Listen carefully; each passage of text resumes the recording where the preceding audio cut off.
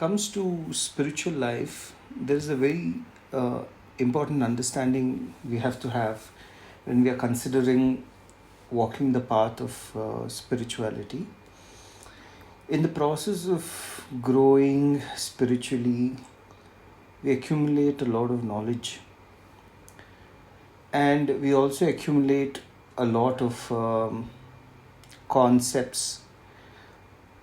So, for example, the concepts of the Gita, to not be the doer, or the concept of the Upanishads of being a Sakshi, or the concepts again of the Upanishads where you identify yourself as the Atman and the practice of all of that.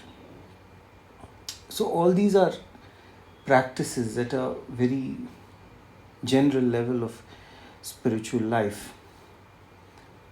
But and now also, as we are studying the various scriptures, the Gita, and we pick up many ideas, one thing we have to understand fundamentally, we should not bring in too many concepts of, is there a rebirth, or is there, does the Atman experience undergo rebirth and birth and all of that. This is something far more fundamental, because spirituality deals with life, right? And at every given point of time, the spiritual aspirant can get lost in the joys or in the intellectual stimulation of concepts, their understanding, and kind of building up on those understandings. These are not spirituality, right? They are a form of philosophical thought, and you build up on those philosophical thoughts. Like how when we study the Gita also, we're just building up on thoughts, on ideas. The aspirant should always be very alert of the imminent possibility of death. Okay? It is not to say that life is supposed to be looked upon as something that you're waiting for death to occur or something like that. It is not like that. It is always this. Why such a perspective is important is because you have to ask yourself, at the depth or the core of my entity, where do I stand? Right? Because if you do not take stock of where you stand, your spiritual practices will become just as common and as ordinary as having a coffee in your daily routine, or going to a gym in a daily routine. That meditation also falls into that routine. That is not spiritual progress. In fact, spiritual progress is the intensity that you have for freedom. As your intensity grows, your spiritual progress grows. It is not the fact that you can meditate for 40 minutes and you're having bliss after that. None of these things. You're able to understand the abstruse concepts of the Upanishads. These are not spiritual growth. These all do not amount to spiritual growth. The parameter to know spiritual growth is always vyakulata, desperation. Desperation for mukti, desperation for freedom. That is your parameter. Now, in the world of senses, they are so deceiving. Not in a bad way, because it allows you to live life, participate in life. But remember, when you say I'm happy in this life, I'm living joyfully, basically what you mean is that I'm happy with my senses and the sense organs, right? Some mentally you have made a framework of philosophy and you are kind of comfortable with it. And when it comes to spiritual life, also you're comfortable with all your practices. And then I lead a day-to-day life. So now I'm in a comfortable place. Before I was miserable. Now I've come to a comfortable place and I'm living comfortably. And my spiritual practices are going on. I'm able to deal with family, people. I have a better understanding. I have a better awareness. This is what is marketed as spirituality. Fine. Right? Mainstream spirituality, if you want to call it, it is fine. What it does is at least it has... you can flip a coin to say that, hey, listen, this spirituality will give you a good life, which is what generally people want. Now, this is for aspirants in particular that I'm talking about. The aspirant has set out in spiritual life to be free. When I say free, freedom from the very shackles of existence. Right? This is a freedom. The waking up to that freedom is very rare, because no one really understands what it means to be from the shackles of existence, free from the shackles of existence.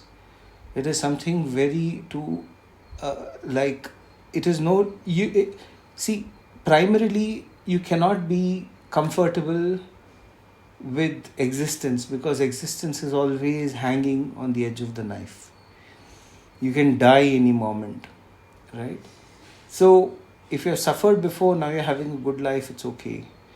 But aspirants, core aspirants, they also, when they go through their spiritual life and spiritual journey, they start to get comfortable.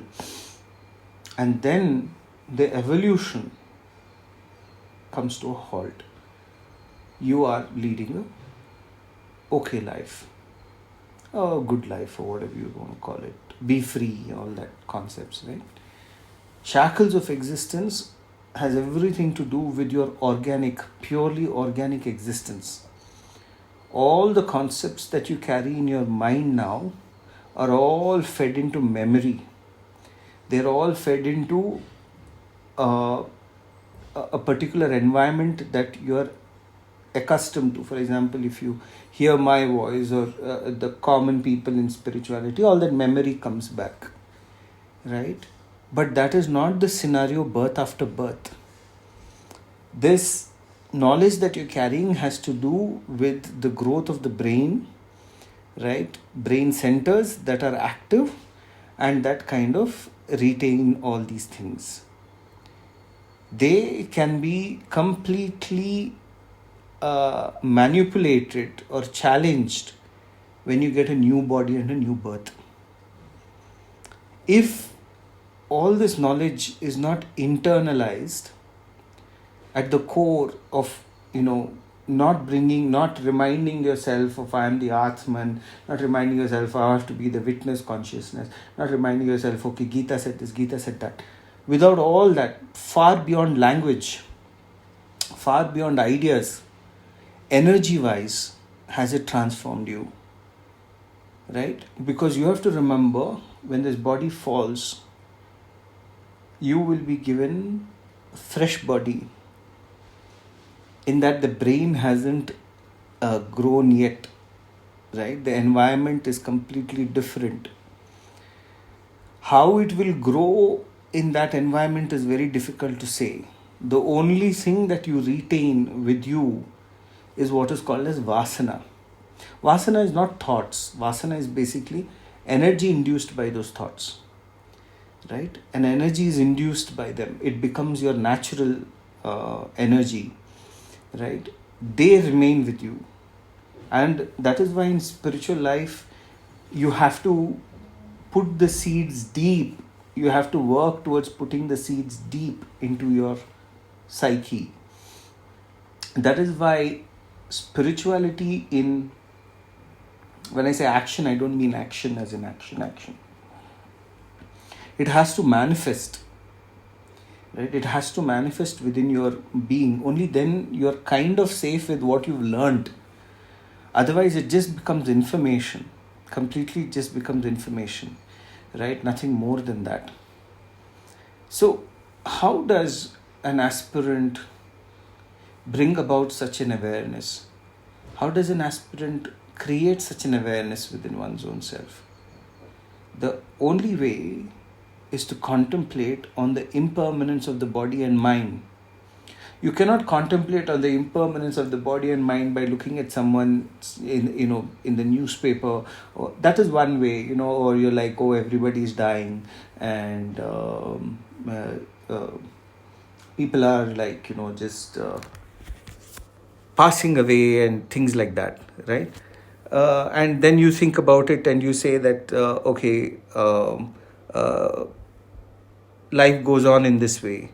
But it doesn't. It'll fool you. You have to have a very, very radical understanding of the impermanence of life. You remember, you would know that, when Yudhishthira, he was the wisest, right? He was asked this question, what surprises you the most about human beings? And there is this very famous one. He says, Ahani ahani bhutani gachanti yama alayam sheshasthavaram icchanti kim ascharyam atah param. So what he says is, you're constantly exposed to the impermanence of the world on a daily basis, right? Constantly. But what wonders him the most is, how come that impermanence, what he felt, doesn't translate to my awakening? How come? And it never does. At best, we say he was a good man. We speak of him after he's passed away. Have we even sat and thought, when the prana leaves the body, what all transformations happen? What could have happened to him?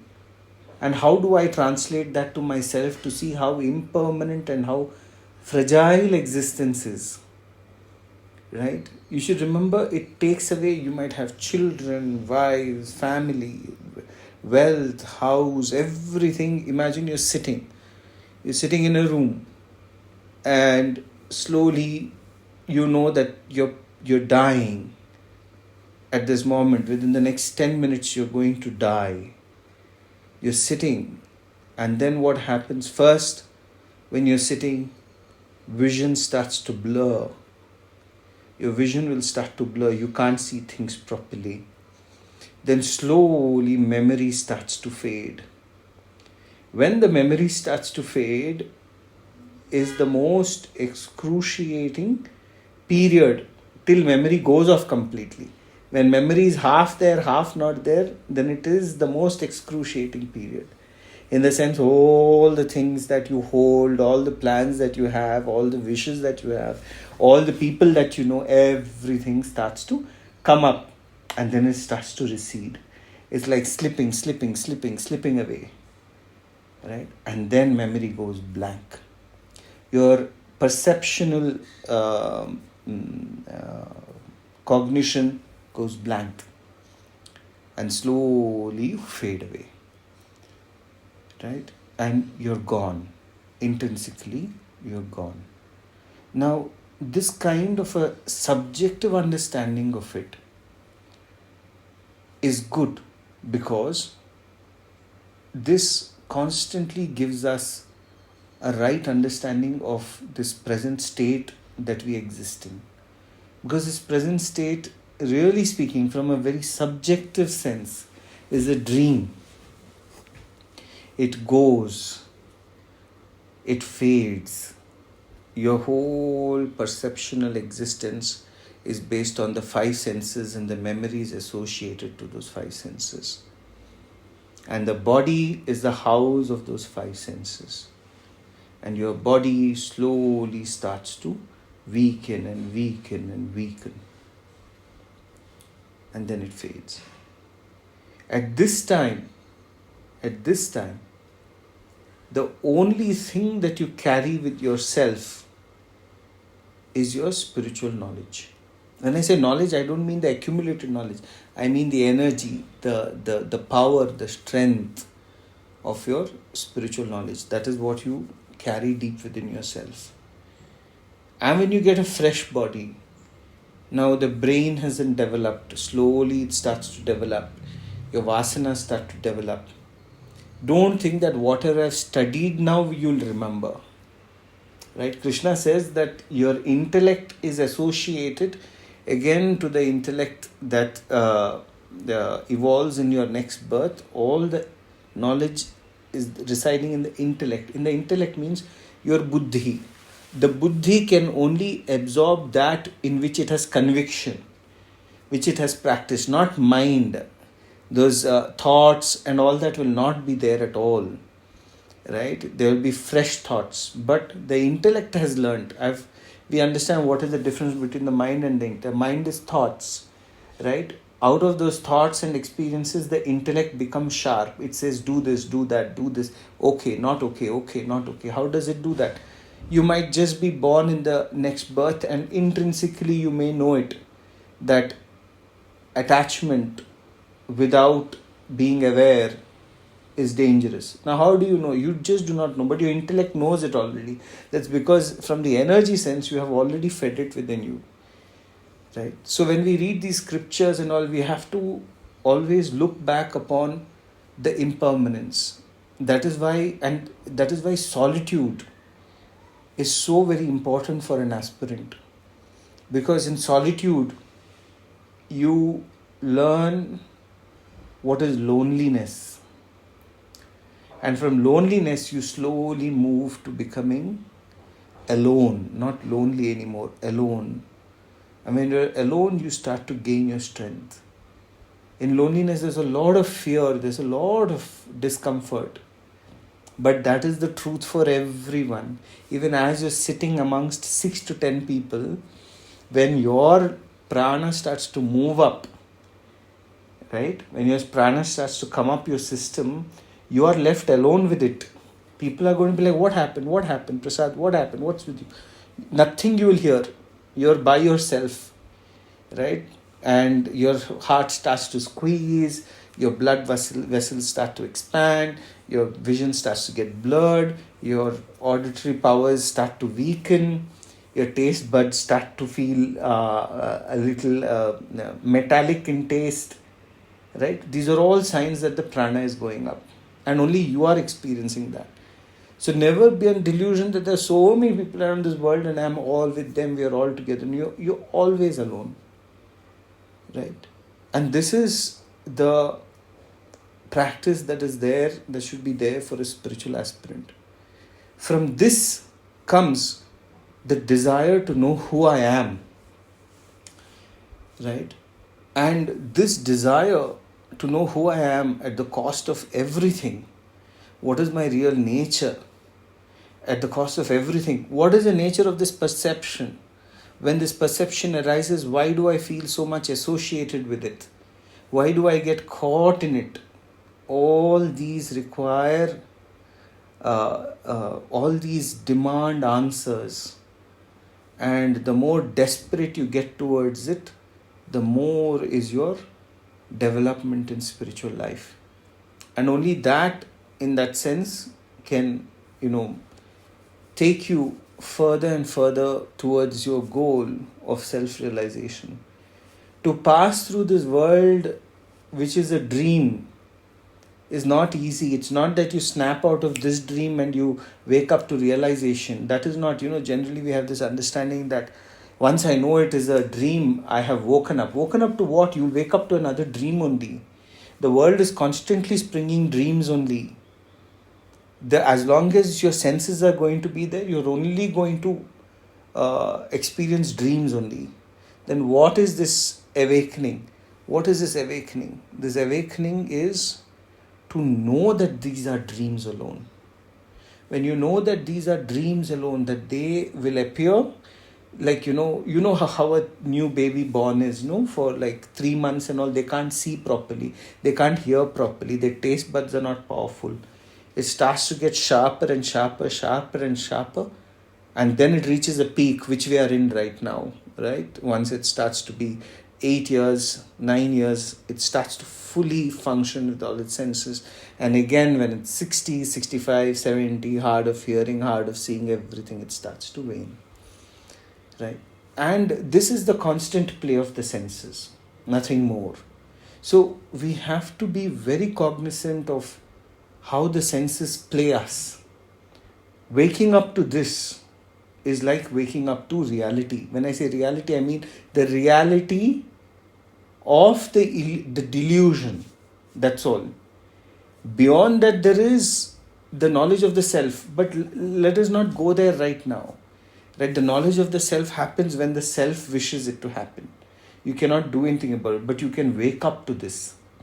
And this constantly being alert and aware to the waking up of the impermanence of the body and mind, which conjures an illusion that this is a reality, is something that the aspirant should attain a desperation towards, should mature to a desperation that I want to come out of these shackles, right? Only this gets imprinted in the buddhi, and this buddhi, birth after birth, can only assure you safety even if you're following the spiritual path.